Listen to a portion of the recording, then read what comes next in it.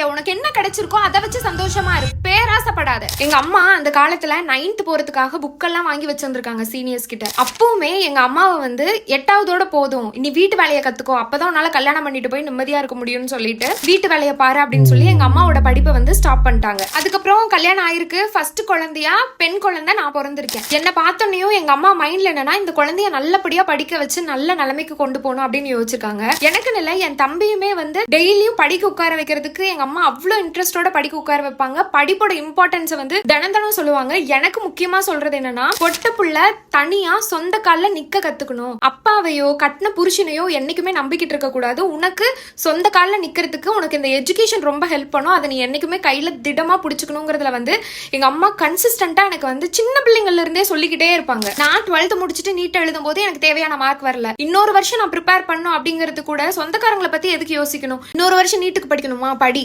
உனக்கு MBBS தான் வேணும் அப்படின்னு நீ நிக்கிற அப்படின்னா ஃபாரின் போய் பண்ண முடியுமா, நீ பண்ணு, உன்னால முடியும் அப்படின்னு சொல்லிட்டு என்னோட எல்லா டைம்லயுமே எனக்கு வந்து பெஸ்ட் சப்போர்ட்டிவ் சிஸ்டமா எங்க அம்மா தான் இருந்தாங்க. கூடவே வந்து அம்மா அளவுக்கு நம்மளுக்கு யாருமே ப்ரே பண்ண முடியாது. எங்க அம்மாவோட பிரேயர் தான் வந்து இந்த நிமிஷம் வரைக்கும். நான் இப்ப அச்சீவ் பண்ணிட்டேனான்னு கேட்டா இல்ல, இதுக்கு மேல நம்ம அச்சீவ் பண்றதுக்கும் ரொம்ப வெல் ஃபோக்கஸ்டா இருக்கிறதுக்கு எனக்கு எங்க அம்மாவோட பிரேயர் தான் எனக்கு ஹெல்ப்ஃபுல்லா இருக்கு. அதனால அம்மா அப்படிங்கிறவங்க நம்ம கூட இருக்கும்போது நம்மளுக்கு அவங்களோட அருமை தெரியாது, இல்லாதப்ப ரொம்ப மிஸ் பண்ணுவோம். தினமும் உங்க அம்மாக்கு ஒரு கால் பண்ணி நல்லா இருக்கியாமா சாப்பிட்டியாமான்னு கேட்டீங்கன்னா ரொம்ப சந்தோஷப்படுவாங்க. இந்த வீடியோவை பாக்குறவங்க தினமும் அம்மாக்கு கால் பண்றது இல்ல அப்படின்னா ப்ளீஸ் அம்மாக்கு ஒரு கால் பண்ணி நல்லா இருக்கீங்களா சாப்பிட்டீங்களான்னு கேளுங்க. லாஸ்டா அப்பாவை மட்டும் சொல்லி ஒரு வீடியோ போட்டேன், அம்மாவை பத்தி எதுவுமே சொல்லணும்னு ஒரே பஞ்சாயத்து. ப்ளீஸ் இந்த வீடியோ வைரல் ஆக்கிடுங்க.